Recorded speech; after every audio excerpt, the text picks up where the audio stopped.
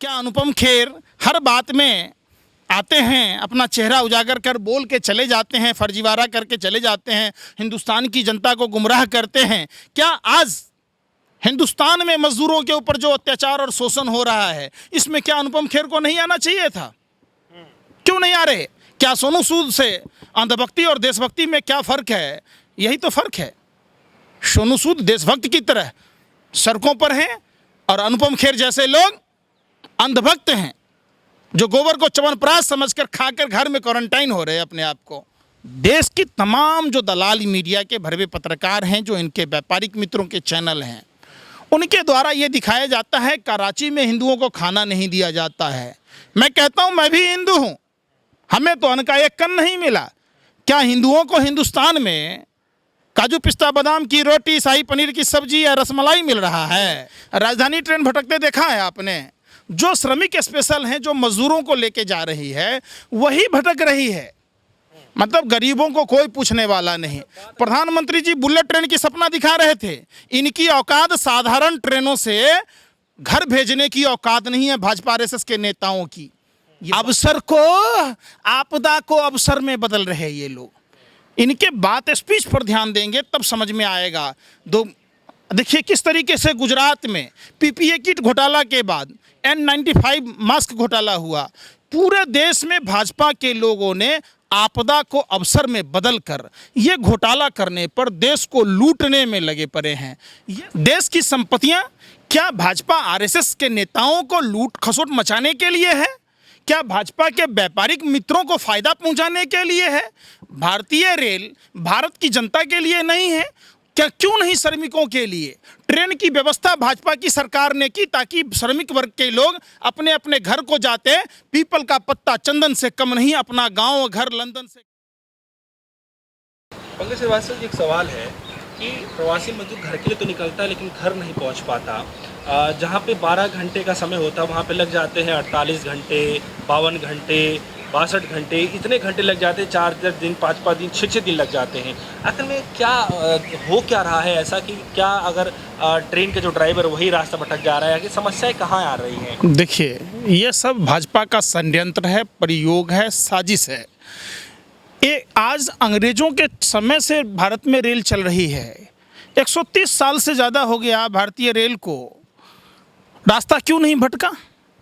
ये भाजपा के लोगों का सुनियोजित साजिश है, प्रयोग है। रेल को निजीकरण करने के लिए, रेलवे कर्मचारियों को बदनाम करने के लिए, देश के गरीब जनताओं को परेशान करने के लिए इस तरीके का प्रयोग किया जा रहा है।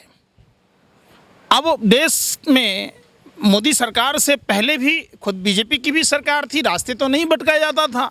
1 स्टेशन, 2 स्टेशन, 3 स्टेशन हो सकता है, 4 स्टेट, 3 स्टेट कैसे भटक जाएगा? ये भाजपा के लोग मजदूरों को डराना चाहती है, रेलवे कर्मचारियों को बदनाम करना चाहती है और अपने व्यापारिक मित्रों के हाथे में भारतीय रेल का निजीकरण करना चाहती है, रेल को बेचना चाहती है। जी अच्छा, और क्या कहना चाहेंगे कि हमने एक तस्वीर देखी थी, काफ़ी भयावह स्थिति थी कि मतलब मौतें तो काफ़ी सारी हुई इस दौरान। जब प्रवासी मजदूर हैं वो सफ़र कर रहे थे तो इस दौरान देखा गया कि मौतें तो काफ़ी सारी हुई, लेकिन कुछ विचित्र करने वाली तस्वीरें आई। जो छोटे बच्चों को लेकर के अपनी माँ को जो कफन के तौर पर जो कपड़ा उठा दिया गया तो उसको बाहर उठा के देख रहा था कि शायद उसकी माँ उठ जाए। इसके बावजूद बहुत सारी हमने तस्वीरें देखी। उसको देखकर को क्या लगता है? क्योंकि कारण सिर्फ एक ही भूख और प्यास, उसकी वजह से। तो देखिए ये मौत नहीं है, ये हत्या है और इस जघन्य हत्या का पाप ठीकरा भाजपा और आरएसएस के नेताओं के ऊपर फूटता है। देश पूछना चाहता है, देश की संपत्तियां क्या भाजपा आरएसएस के नेताओं को लूट खसोट मचाने के लिए है? क्या भाजपा के व्यापारिक मित्रों को फायदा पहुंचाने के लिए है? भारतीय रेल भारत की जनता के लिए नहीं है क्या? क्यों नहीं श्रमिकों के लिए? ट्रेन की व्यवस्था भाजपा की सरकार ने की ताकि श्रमिक वर्ग के लोग अपने अपने घर को जाते पीपल का पत्ता चंदन से कम नहीं, अपना गांव घर लंदन से कम नहीं, लोग अपने घर पर सुकून से 2 रोटी खाते। ये भाजपा के लोगों ने, दरिंदों ने, अत्याचारियों ने, गोरे अंग्रेजों की नाजायज औलादों ने हिंदुस्तान की श्रमिकों से 2 वक्त का रोटी छीनने का काम किया है, श्रमिकों को प्रताड़ित करने का काम किया है। हिंदुस्तान की आवाम कभी भाजपा आरएसएस के नेताओं को माफ़ नहीं करेगी। अच्छा, आपको कैसा लग रहा है अभी सोनू सूद जो है एक एक्टर के तौर पे लगातार काम करते रहे, काफ़ी सराहना की जा रही है और लोग ये भी कह रहे हैं कि वहाँ की जो गवर्नमेंट उनसे सीख लेनी चाहिए सोनू सूद से। आप कैसे देखते देखिए, अनुपम खेर, स्मृति ईरानी, धर्मेंद्र, हेमा मालिनी, सनी देओल और भी कई सरीखे लोग भाजपा में फिल्म इंडस्ट्री से जुड़े लोग हैं। अनुपम खेर और सोनू सूद की उम्र में ज़मीन आसमान का अंतर है, आधे का अंतर है। क्या अनुपम खेर हर बात में आते हैं, अपना चेहरा उजागर कर बोल के चले जाते हैं, फर्जीवाड़ा करके चले जाते हैं, हिंदुस्तान की जनता को गुमराह करते हैं? क्या आज हिंदुस्तान में मजदूरों के ऊपर जो अत्याचार और शोषण हो रहा है, इसमें क्या अनुपम खेर को नहीं आना चाहिए था? क्यों नहीं आ रहे? क्या सोनू सूद से अंधभक्ति और देशभक्ति में क्या फ़र्क है? यही तो फ़र्क है। सोनू सूद देशभक्त की तरह सड़कों पर हैं और अनुपम खेर जैसे लोग अंधभक्त हैं, जो गोबर को च्यवनप्राश समझकर खाकर घर में क्वारंटाइन हो रहे हैं अपने आप को। अच्छा, एक सवाल ये भी उठ रहा है पंकज श्रीवास्तव जी कि देखा ये जा रहा था कि जो प्रवासी मजदूर को छोड़ने का कार्य तो कर रहे हैं, लेकिन उससे किराया काफ़ी महंगा लिया गया और कहीं ना कहीं उनको जो जिस हिसाब से किराया लिया गया, उनको फर्स्ट क्लास एसी में सफ़र कराना चाहिए था, उनको बाकायदा खाना खिलाना चाहिए था। तो अगर इतने पैसे लेने के बावजूद भी वो भूखे कैसे तड़पते रहे? देखिए, भाजपा की सरकार जब से आई मोदी जी के नेतृत्व में, गोरे अंग्रेजों से ज़्यादा इन काले अंग्रेजों की सरकार ने देश को लूट लिया। एक साजिश के तहत आपने देखा था, ओएनजीसी में स्वतंत्र डायरेक्टर बनाया गया, भाजपा के प्रवक्ता गोबर पात्रा को 27 लाख रुपया वेतन और अन्न भत्ते सहूलियत दी गई। ये लोग देश की संपत्तियों को लूटने वाले लोग हैं।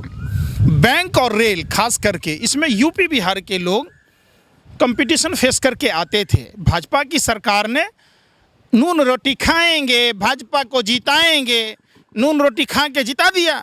इन्होंने जहाँ जहाँ यूपी बिहार के लोगों की जहाँ जहाँ ये थी, सबसे पहले उसी पर आघात किया। ये सिर्फ झंडा उठाने के लिए रखे हुए हैं। आपने देखा, अगर मोदी सरकार चाहती तो दिल्ली चुनाव से पहले ये व्यवस्था करती, स्क्रीनिंग किया जाता, फरवरी में किया जाता, ट्रंप की गुलामी करने के टाइम में किया जाता।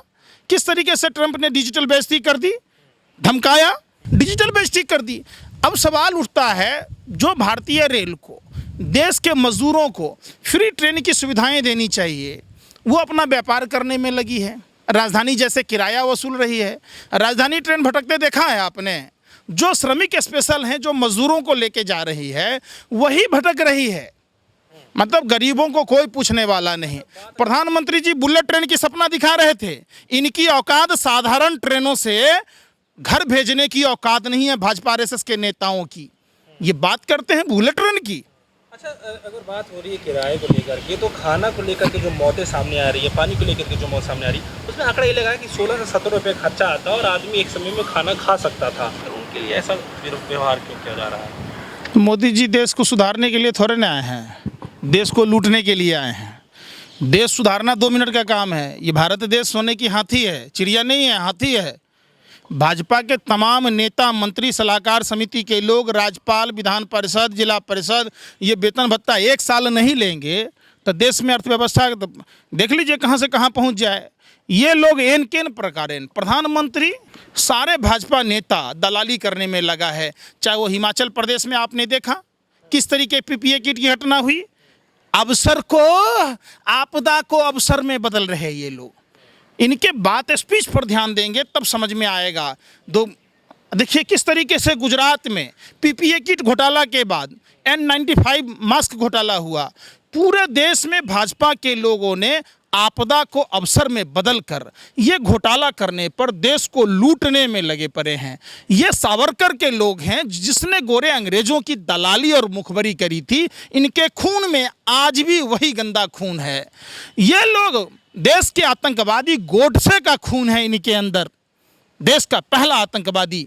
ये लोग देश को इनके प्रकारेण शोषण कर रहे, देश लूट रहे हैं। अगर देश को बचाना है तो भाजपा को भगाना होगा, देश की जनता को एक होकर। इन्होंने नफरत की दीवार पैदा करी, जाति को जाति से लड़ाया, धर्म के धर्म से लड़ाया और ये देश लूटते रहे। लोग नफरत की दीवारों में पलते रहे, एक दूसरे से नफरत फैला दी। क्या वो मजदूर जो घर जा रहे हैं भूखे प्यासे तड़पते हुए, क्या वो हिंदू नहीं है? क्या वो पाकिस्तानी है? देश की तमाम जो दलाली मीडिया के भरवे पत्रकार हैं, जो इनके व्यापारिक मित्रों के चैनल हैं, उनके द्वारा ये दिखाया जाता है कराची में हिंदुओं को खाना नहीं दिया जाता है। मैं कहता हूँ मैं भी हिंदू हूँ, हमें तो अन्न का एक कण नहीं मिला। क्या हिंदुओं को हिंदुस्तान में काजू पिस्ता बादाम की रोटी, शाही पनीर की सब्जी या रसमलाई मिल रहा है? ये लोग जानबूझकर नफरत की दीवार खड़ा करते हैं, देश लूटने में है, लोगों का ध्यान धर्म के आधार पर, जाति के आधार पर डाइवर्ट करने में लगे हैं। दुश्मनों को भी ऊंचा पीढ़ा देने की बात की गई। ये लोग असुर प्रवृत्ति के लोग हैं, ये रावण, कौरव और कंस के लोग हैं। ये लोग क्या जाने अपने देश की जनता का इज्जत करना? क्या वो लोग बाहर के मुल्क के लोग हैं? अपने ही देश के लोग हैं। और भारत का संविधान, बाबा साहब अम्बेडकर का संविधान हर किसी को विरोध प्रदर्शन करने का हक देता है। विरोधी तो भाजपा आरएसएस के लोग हैं, जो अपने ही मुल्क को अमन भाईचारा लूट रहे हैं, देश की संपत्तियों को लूट रहे हैं, पाई पाई कर। कभी रेलवे बेचते हैं, कभी एयर इंडिया बेचते हैं, कभी एमटीएनएल बीएसएनएल करते हैं, कभी भी भारत पेट्रोलियम, कभी कुछ। ये लगातार साजिश में लगे हुए हैं देश लूटने में। तो देशद्रोही कौन हुआ? छात्र हुए कि वो? ये छात्रों को डरा रहे, ये किसानों के नहीं हैं, ये सीआरपीएफ पुलवामा के शहीदों के नहीं हैं। ये सिर्फ और सिर्फ राम नाम रटना, पराया माल अपना, दिन के हरे हरे रात के घरे घरे, ये तेल मालिश वाले लोग हैं। देखा भाजपा का नेता कथुरिया अपनी गर्लफ्रेंड से मिलने गया, कुलदीप सेंगर को उत्तर प्रदेश में जमानत दे दी गई। किस तरीके से चिन्मयानंद, नित्यानंद, राम रहीम, आसाराम बापू, ये तेल मालिश वाले लोग हैं। ये हैं भारतीय बलात्कार पार्टी के लोग। अपने बाप दादाओं की कमाई हुई संपत्तियों को औने पौने दाम में लुटाता रहा, अयास की ज़िंदगी बिता रहा और देश को माइनस जीडीपी में पहुंचा दिया। देश की हालत अगर आज खराब है तो इसके लिए नरेंद्र मोदी जी और उनके मंत्री, उनके सांसद जवाबदेह हैं।